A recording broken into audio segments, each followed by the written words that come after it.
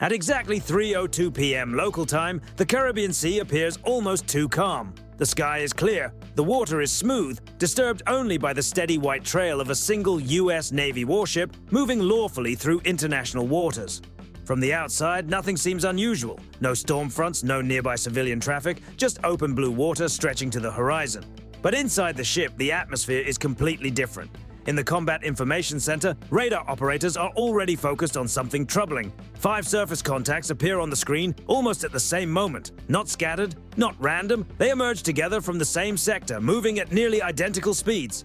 That alone is enough to raise concern. Within seconds, the tracks are tagged, numbered, and enlarged. Their profiles are unmistakable. Naval hulls, military silhouettes, Venezuelan warships. The officer of the watch leans closer to the display. These vessels are not broadcasting AIS. No commercial identification, no routine navigation data. They are moving with purpose, holding formation, and steadily closing the distance. This is not normal traffic. The bridge is notified, the captain is informed. From this moment on, every movement will be logged, time-stamped, and recorded. The U.S. Navy ship holds its course and speed. At 3:06 p.m., the Venezuelan ships alter heading, only by a few degrees at first, subtle enough that a civilian vessel might overlook it. But this is not a civilian watch team. The change is spotted immediately. Their new path is converging. On the bridge, binoculars come up. Long-range cameras turn toward the contacts. One by one, the 5 ships resolve into clear visual confirmation. Gray hulls, forward-mounted naval guns, deck crews visible, 5 warships, 1 American ship. No radio calls, no warnings, just movement. Inside the CIC, the range circles continue to tighten. Closest point of approach is calculated automatically. 3 nautical miles, then less. If nothing changes, this is going to become a very close pass, the kind that leaves no room for misunderstanding. Standard procedure begins. A bridge-to-bridge hail is transmitted on open maritime frequencies. Unidentified naval vessels. This is a United States Navy warship operating in international waters. State your intentions. No reply. The call is repeated, this time in Spanish. Still nothing. At 3:10 p.m., one of the Venezuelan ships increases speed, then another. Their formation shifts slightly, no longer parallel, now angled. It is an approach pattern naval officers recognize instantly. This is pressure. Even so, the U.S. ship does not maneuver. No evasive turn, no burst of speed, no visible escalation. The standing orders are clear. Remain predictable, remain professional, and do nothing that could be interpreted as provocation. Inside the ship, systems quietly come alive. Radar modes are adjusted, electro-optical sensors lock on. Electronic warfare suites begin passive collection, recording every emission from the approaching vessels. Nothing is announced over the ship-wide system. No alarm sounds. The crew does not need one. They can feel it in the stillness, in the way every voice drops half a register, in the way every order is spoken once and carried out immediately.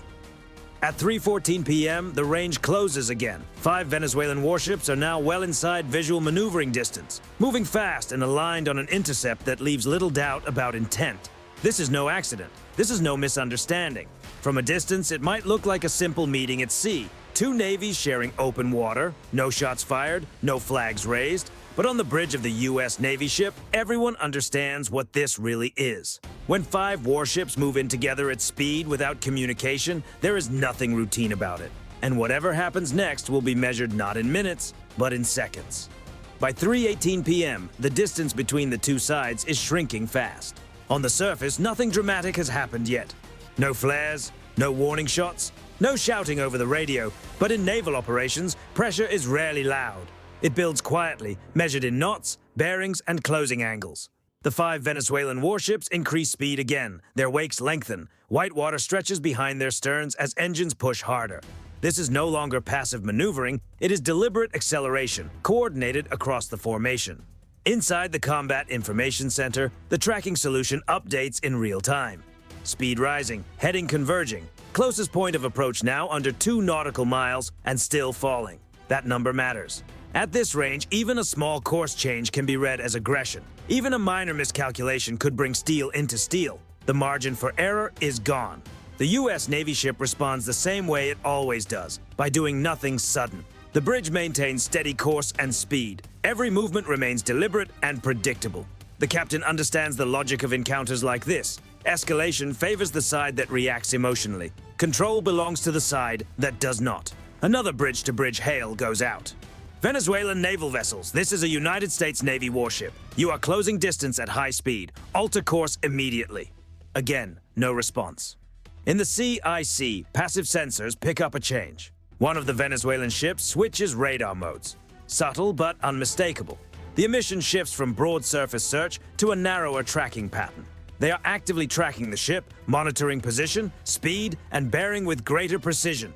That distinction matters. It is the line between observation and intent. The information is logged instantly. Time, frequency, bearing, everything. The crew remains calm, but the tension tightens. At 3:22 p.m., the Venezuelan formation compresses. Two ships drift slightly outward while the lead pair holds center line.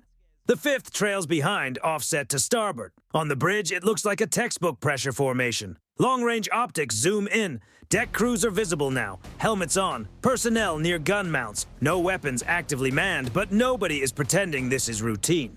The captain gives a short order. Prepare non-lethal deterrence. This is not escalation, it is signaling. Below deck, systems change state. Cameras record continuously. Electronic warfare suites keep gathering passively. Every radar pulse, every data burst, every signal from the other side is being captured and stored. This is how modern naval encounters are often fought, not with gunfire, but with evidence. At 3:25 p.m., the range drops below 1.5 nautical miles. At this distance, hull numbers are readable. Through high magnification lenses, facial features on deck can be seen. The sea itself seems to shrink, as if the ocean has decided there is no room left to maneuver. Still, the U.S. Navy ship does not turn away. To an outside observer, that might look like restraint. To professionals, it looks like dominance through discipline. Sudden maneuvers create uncertainty. Uncertainty creates accidents, and accidents create headlines no one can take back. Another Venezuelan ship briefly increases speed, then stabilizes. It is a test, watching for a reaction, waiting for a flinch. None comes. At 3:27 p.m., the decision is made. Air control is notified. The flight deck is cleared. The ship prepares to introduce a new element into the encounter, one that changes the geometry without changing the rules. Because when ships press too close on the surface, the next message does not come from the bridge. It comes from above. And as the Caribbean sun flashes off gray steel and white wakes, one thing becomes obvious to everyone involved. This is no longer just about 5 ships and 1 ship. It is about who controls the escalation and who loses control first. At 3:29 p.m., the balance begins to shift.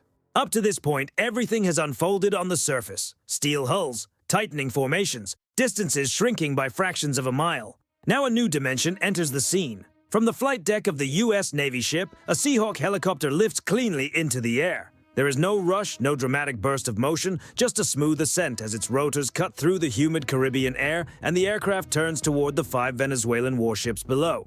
This is not an attack aircraft. This is presence. As the helicopter gains speed, it drops low, only a few hundred feet above the water, flying parallel to the converging formation. Its sensors come online immediately. High-resolution cameras, infrared imaging, laser range-finding. Everything is recording. Inside the helicopter, the crew stays focused and quiet. They are not there to threaten. They are there to observe, document, and send a message without firing a single shot. On the surface, the Venezuelan ships hold course. Their formation remains intact. No radio calls, no acknowledgement, but subtle changes begin to appear. Deck crews shift position, heads turn upward, binoculars come out. They see the helicopter. At 3:31 p.m., the Seahawk stabilizes at a safe lateral offset, maintaining a steady orbit just outside the formation, close enough to be unmistakable, far enough to remain professional. The helicopter's camera zooms in on the lead vessel's bridge. Faces become visible. Heat signatures register clearly through the glass. Every second of footage is geotagged, time-stamped, and stored. This is not intimidation. This is documentation. Back on the U.S. Navy ship, the Combat Information Center watches the live feed. Analysts note every detail: personnel movement, ship markings, radar mast orientation. Every data point strengthens the record. Then comes the signal. A green laser designator activates briefly from the helicopter. Non-lethal, harmless, but impossible to ignore. The beam lands on the forward section of the lead Venezuelan ship, then traces deliberately toward the bridge windows. A visual message understood by every Navy in the world. We see you. We are recording. You are accountable. Moments later, the helicopter crew transmits on open frequency. Venezuelan naval vessels. This is a United States Navy aircraft. You are operating unsafely in international waters. Alter course immediately.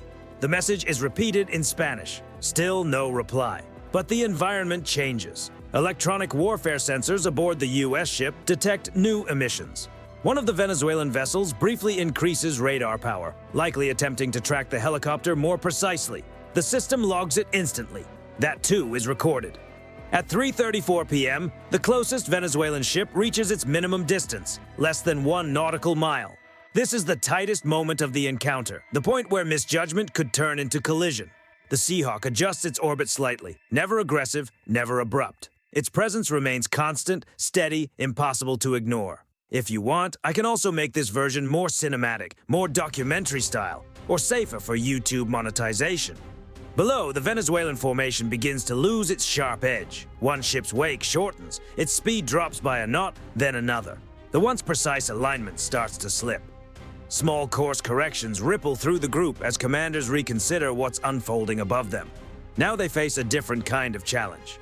Any further move forward is being captured in high definition from the air, with exact time and position locked in. Any unsafe action won't just pass unnoticed, it will exist as a permanent record, ready to be reviewed and analyzed far beyond the Caribbean. And still, the U.S. Navy ship hasn't changed a thing. No weapons aimed, no alarms, no threats, yet the pressure feels heavier than before, because escalation doesn't always come from force. Sometimes it comes from discipline. At 3:37 p.m., the moment reaches a turning point. 5 ships, 1 helicopter, 1 steady American warship. And for the first time, the question changes. It's no longer about how close the Venezuelan ships can get, but how much farther they're willing to go. At 3:38 p.m., something shifts. No sudden maneuver, no dramatic command, just a quiet change. For nearly 40 minutes, the U.S. Navy ship has done exactly the same thing, holding course, holding speed, holding discipline. Overhead, the helicopter continues its steady orbit, cameras fixed, sensors recording. This time, it's the Venezuelan ships that begin to change. It starts with the lead vessel. Its wake shortens, almost unnoticeable at first, then clearly. Speed drops by 2 knots. To an untrained eye, it might seem insignificant, but to the officers watching, it's unmistakable. The first ship has backed off. Seconds later, another vessel adjusts its course, not dramatically, but just enough to break the clean intercept angle. The formation begins to lose its symmetry. What was once a coordinated pattern of pressure starts to loosen. Inside the Combat Information Center, the tracking updates. The projected closest distance begins to increase again. That number matters just as much now as it did before. The Seahawk helicopter maintains position, neither moving closer nor pulling away. It doesn't need to. Its role is already complete. The presence is established. The record is secured. By 3:41 p.m., a third Venezuelan ship reduces speed. Crew members step back from forward positions. Activity near the gun mounts slows. No one reaches for anything. There's no need. The message has already landed. On the bridge of the U.S. Navy ship, the captain watches through optics in silence. There's no visible reaction, no sense of relief, just the same steady focus. Professionalism demands the same control and success as it does under pressure. The Venezuelan formation begins to stretch apart. One ship drifts slightly to port, creating space. Another falls behind, widening the gap. What had been a unified advance becomes a series of individual choices, each one more cautious than the last. Still, no radio calls, and that silence says everything. At 3:44 p.m., the Seahawk completes its final pass. The helicopter banks gently, climbing just enough to clear the formation before turning back toward the U.S. ship. The cameras continue recording until the last possible moment, capturing every movement, every adjustment, every sign of de-escalation. This isn't just documentation, it's the closing chapter. On the surface, the U.S. Navy ship remains unchanged. Same heading, same speed. It hasn't given up a single inch of international water. It hasn't escalated. It hasn't reacted emotionally. It has simply held its ground. By 3:46 p.m., the Venezuelan ships are no longer on an intercept course. Their headings begin to diverge. The distance between them increases. The encounter, as it was building, is over. 5 warships approached at speed. 5 warships turn away without a shot fired. There are no signals of surrender, no distress calls. But in naval terms, the outcome is clear. Pressure was applied, pressure was answered, and one side chose to step back. The U.S. Navy ship continues forward, its wake unchanged, engines steady as if nothing unusual had happened. Because for the crew, this was never about confrontation, it was about control. And in today's maritime environment, control often matters more than force. By 3:50 p.m., the Caribbean Sea looks calm once again. The 5 Venezuelan ships remain visible on the horizon, but their paths no longer cross with the American vessel. The gap between them grows steadily. No more calls, no further signals. The moment has passed. But the real work is just beginning. Inside the U.S. Navy ship, every detail of the encounter is preserved. Radar logs are archived. Sensor footage is reviewed and cataloged. Electronic signals gathered during the event are time-stamped, verified, and cross-checked. Every course change, every speed adjustment, every second of silence. In modern naval operations, what is recorded can matter just as much as what is done. Because events at sea don't simply disappear. They become part of a lasting record, something that can be analyzed, reviewed, and presented at multiple levels. And that's where the outcome becomes clear. The Venezuelan ships approached at speed, without communication, entering close maneuvering distance. Those actions were fully recorded. When pressure was met with calm, visible, and lawful response, the advance stopped. No shots fired, no rules broken, no escalation. And that matters. From a broader perspective, the decision to disengage wasn't random. It reflected limited options. Continuing forward would have meant pushing into a clearly documented, unsafe situation with no room for misinterpretation. Turning away avoided that. This is how modern maritime tensions often unfold. Navies test boundaries. They apply pressure just below the threshold of conflict, looking for reactions, looking for advantage. But pressure works both ways. The U.S. Navy's response followed a well-established approach: remain predictable, remain professional, and allow the other side to reveal its intentions. And once those intentions are visible, they carry consequences. By refusing to react emotionally, the ship denied the situation any chance to spiral. What remains instead is a clear record of restraint. And restraint, when backed by capability, is not weakness. It's leverage. The helicopter never threatened. The ship never maneuvered. The crew never escalated. Yet the outcome favored the side that stayed composed. As distance increases, the crew returns to routine operations. The helicopter is secured. The flight deck quiets. To an outside observer, it might seem like nothing significant happened. But for those who understand these situations, this becomes a textbook example, a demonstration of how presence, discipline, and careful documentation can resolve a tense moment without a single shot. It shows that control of escalation, not just strength, defines success in contested waters. And it sends a message that travels far beyond the Caribbean. International waters are governed by rules, not pressure. Professional conduct leaves a trace. And every action at sea carries consequences, whether immediate or delayed. The U.S. Navy ship continues its transit, steady in course and mission. The ocean stretches ahead, vast and indifferent. Behind it, 5 warships fade into the distance. No victory is declared, no defeat is announced, but the record tells the story. And in the modern maritime world, the most powerful move is often the one made without a sound.